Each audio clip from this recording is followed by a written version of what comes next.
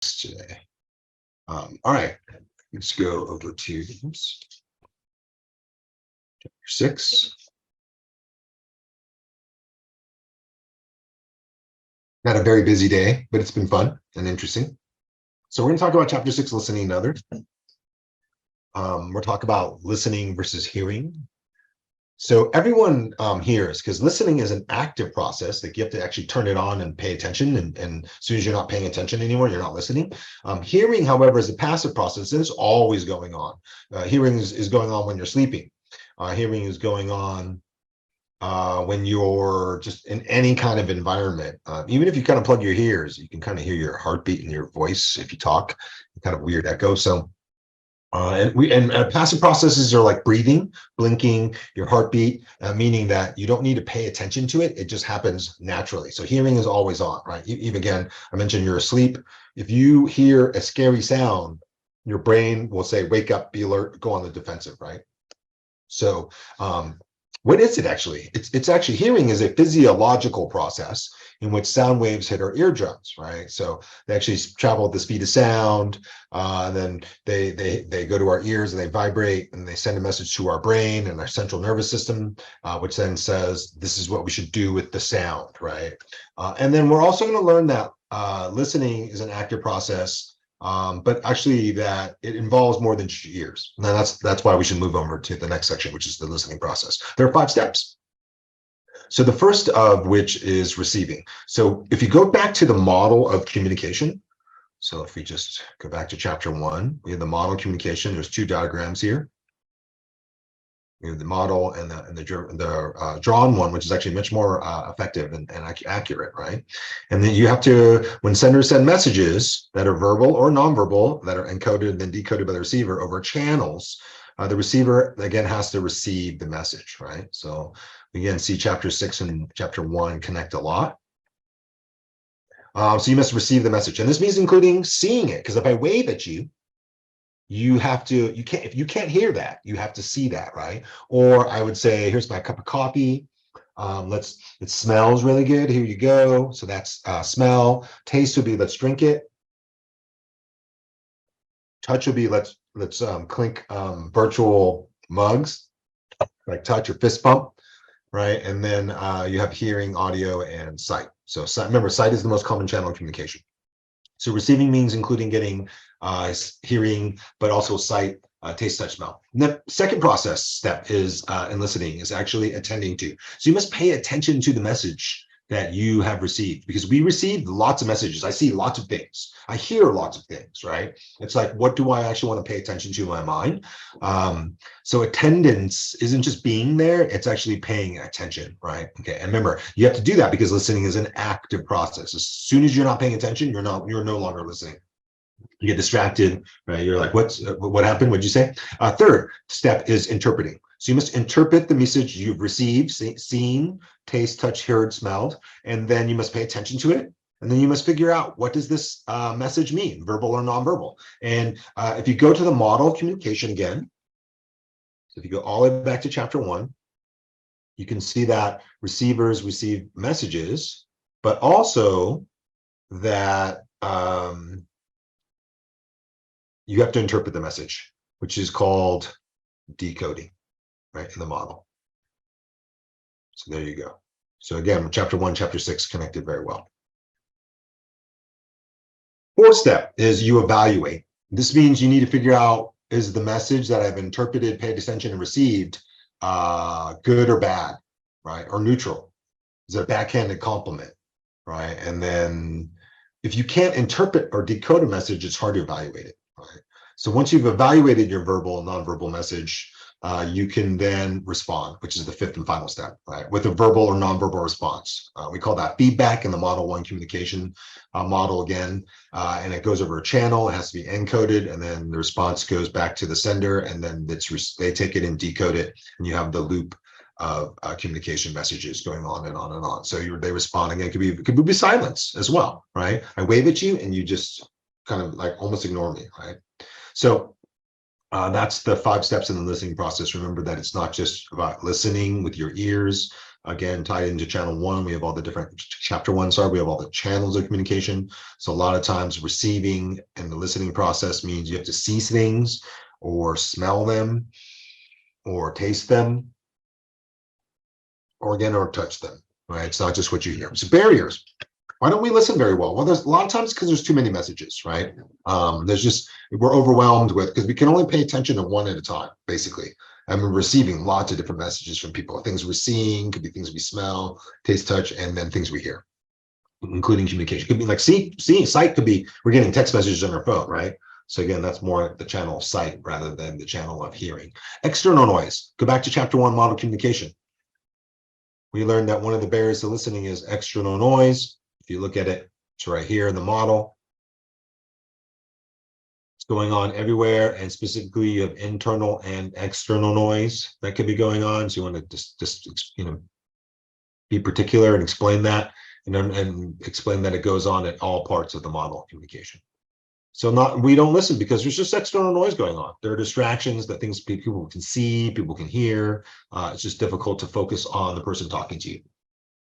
Rapid thought and multitasking. So you're trying to listen, but you're thinking about stuff to do or to say. And then you're also multitasking, which means you're looking at your phone, trying to talk to and listen to this person. And then maybe you're also, trying to take in your environment. The opposite of multitasking is mono, one task. And I highly recommend to do monotasking. One thing at a time, finish it, move on to the next. Don't do things you don't want to finish, right? One thing at a time. Don't multitask it. Divide your attention, you make more mistakes. You actually do everything slower, right? So it's more efficient to monotask. It's hard to do that in life, but I think if you know how to, it's how you go through the most difficult, like I said, I had an extremely busy day, and it's just one thing at a time, right? Because if you think about it all, it's like it causes you anxiety. So just, instead of multitasking, just monotask. What's next? Do it. What's next? Do it. What's next? Do it. Instead of just worrying about all the things you need to do, right? Although you want to look ahead and plan. All right. Fourth reason we don't listen. We have a judgmental frame of reference. So people don't listen because I prejudged you as not worthy of listening. You're too young. You're the employee and I'm the boss, right? We're talking about sports and you're a lady, or we're talking about makeup and I'm a guy, or what all the different reasons that people kind of, before you've said anything, they've prejudged you as maybe not necessarily worthy of listening to, right? So that's a huge reason that people don't listen. And then also people have a short attention span, Americans especially.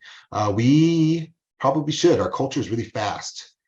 We love drive-throughs. It's just, we have a very, very short attention span. There's all these things trying to grab our attention every day of our lives. There's one study that said we see almost, or hear, smell, taste, touch, smell, 10,000 kind of advertisements per day. And if you think about it, just driving around, how many bumper stickers, how many cars, the brands, logos that you see. I'm wearing a Giants hat. I mean, that you see how that's trying to get your attention. You can look at it. Think about that. What does that mean as a speaker if your audience has a short attention span? So, and then effort. People don't try to actually listen. So, and also if you're tired, it's hard to make the effort. And remember, it's an active process. You need to pay attention. That is actually mentally, physically exhausting. You ever try to take a test for 8 hours? You're pretty worn out at the end. You feel like you ran a marathon. And so you realize that without physical effort, you can't listen as well. So when should you have important conversations? At the end of the night if you're tired, or some other time, right? I think some other time. Understand that when people are tired, they're not going to be able to listen. The bridges. How do you become a better listener? Well, prepare to listen, get rest. Have a pen so you can write things down, right? The pen is mightier than the sword. Go somewhere where there's limited external noise, distractions, right? And then keep the internal noise minimized as well. I put my phone away. That's a great way to prepare to listen. Keep an open mind, because remember, then if you don't, you prejudge people. Good listeners are very open-minded because you just want to listen and not judge, evaluate, criticize, like in your mind, right? So just listen. Third, support the speaker. Pay attention. Clap at the end of their speeches, right? I would like it if all of us left, a little emoji for clapping during our speeches as well. You can also raise your hand if they ask for volunteers, right? So do everything you can to support the speaker. That's also, as a listener, a good listener, we want to identify specific purpose. Is it to inform, persuade, or entertain? And if a speaker's done their thesis statement like they should in an outline, the specific purpose is easy to figure out. And then the main points. Well, that's why the outline previews them in the introduction, 1, 2, 3, and then it goes through the main body, 1, 2, 3, really developed, nice and slow, and analyzed, well-spoken and articulated. And point number 3, we go to the conclusion, where we restate and review the main points and the purpose. That's why the outline is redundant. Your name, your thesis, your preview or review the main points. It's because good listeners are trying to figure these things out. So you're making it as easy as possible for them. Recognize nonverbal cues. So understand, what does it mean if you're listening to people and they're sending you body language back, right? Feedback. What does the different feedback mean? What if they're not even looking at you when you're talking to them? Or what if they're seem mentally distracted, right? You just, again, it's like poker. People have a poker face, but if they don't, you're going to be able to pick up on a lot of their tells, their nonverbal body language that kind of tells you what's going on without them saying a thing. Because remember, actions speak louder than words. Most communication is nonverbal. Listening is not just using your ears, it's again using your eyes, nose, touch, and taste. All right, and then take notes, because remember, again, the pen is mightier than the sword. The older you get, the more you forget everything. So you need to write that down or put it in your Google Calendar. That's what I do to succeed. I love my calendar app. I think it's the most amazing thing. Just, do you want to be a good time manager? That's a great tool. And so I write down everything that's important. It's the reason I actually don't use an Apple iPhone, because I use a Samsung, which has a little pen that I can actually scribble notes rather than just typing sometimes, because I like to draw symbols and diagrams. Because I'm a big note taker. And then finally, let's identify the personal benefits. What happens if you're a good listener? I think mostly you're a super good friend, honestly. But here it is, the benefits of listening. Well, you're going to learn lots about new topics because you're listening. People are talking. And if you're talking to people who know what they're doing and they're smart, you're going to learn a lot. And if you watch all the speeches and listen to all the speeches, you'll come out of this class having learned a lot, right? And I think it's a great way to learn, not just from because it's small segments instead of one person talking all the time, right? Evaluating speeches, you become much, much better at figuring out who's a good speaker, who's not. This is a good speech, it's okay, it's mediocre, it's not a good speech, because you know what to listen for. Like, is the speaker making their purpose clear? Are their main points clear? Do they have good outline structure, right? Good transitions. And then also, it makes you a better speaker because you know what to listen for, so then you know what to say because you know what people are listening for. So there's that sort of synergistic effect where you're better audience listener, which also makes you a better speaker because you learn to apply all the things that you learn from each perspective. And then when you listen to people, you appreciate them, their struggles, their stories, challenges, what they've overcome. The more I learn about people when I listen to them, is I often appreciate who they are and what they've achieved, or what what the struggles they deal with. It could be a special needs child to financial instability, and also maybe, do you know, if you're for example, if you're Mexican American, do you know how your original relatives came to America? And have you heard that story? Listen to it. And do you appreciate what's happened as a result of them bringing the family to the United States here, right? Because if you know that's what goes on, it's violent, it's dirty, it's deadly, it's a human rights catastrophe. But people want to go where they can find happiness. That's for every human, that's what they want, right? So sometimes that's a different country. All right. Be good to others because you appreciate them and you've listened to them.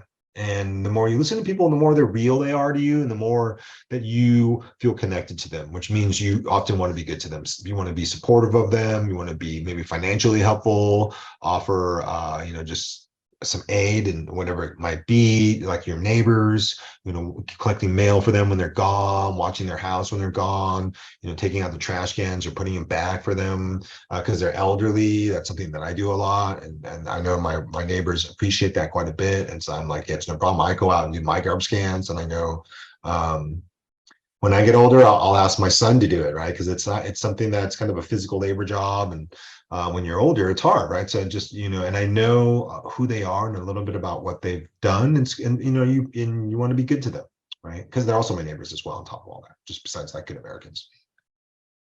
6.5, so adapting your speech to a multicultural audience. So often, like in the Bay Area, your audience is very, very multicultural, right? English is not their native language for a lot of the audience members. So we speak slower. Now, speaking slower is interesting because it's like, oh, does that really help? Well, yeah, it does, because a lot of times when people translate, you think in one language, and then so maybe English is I think in my, for example, my parents. My parents think in Korean, but can speak Korean or English.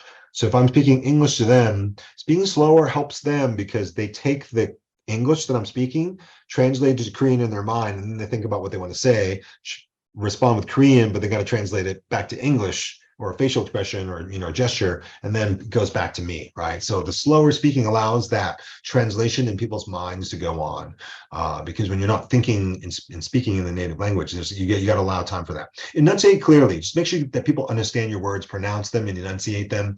A really good test for that is to put a pen. I don't know if you can see my camera view. I tried to record it, but I noticed in the YouTube versions you can't see me, just hear me narrating. But put a pen between your mouth and just bite it, and then speak. And that will make you really chew and down on your jaw muscles to speak. And then when you take the pen out, it's like it's really easy to say every word you want, because it's just kind of like it was hard with a pen in your mouth, right? So it's a great little drill, a straw to bite down and then practice your enunciation. Speak simply. So remember, English is not your first language. You don't want to use big words, confusing words. Simple words are great, because remember, you want to put the audience first. You want to connect with them. Avoid metaphor, slang, and idiom, like back to the drawing board, let's use the force, that's a home run. Those are things that if you grew up in America, all those things are familiar and these make sense to you. But if you haven't grown up here, a lot of these allusions are hard for people to understand when they're not, again, growing up in our culture, right? So that's why you try to avoid those. Or if you're going to use them, always explain what they mean right afterwards. And then use body language. People see you as well as hear you. So again, if you point, talk about, I want to eat, this smells good, right? The body language, the nonverbal communication really helps people understand what's going on, because they don't always maybe understand the words, but they really understand the body language. And I do that a lot because I watch shows from other people's language and cultures. And I don't always exactly understand what's going on, like in the Spanish drama or the Mexican drama, but I can pick up a lot from the body language, right? Because you can tell when people are angry or jealous, and or et cetera, et cetera, et cetera. All right, so that's it for today. I'll see you all next week, and you have a bunch of assignments due. Good luck on all those, and continue on your journey of public speaking.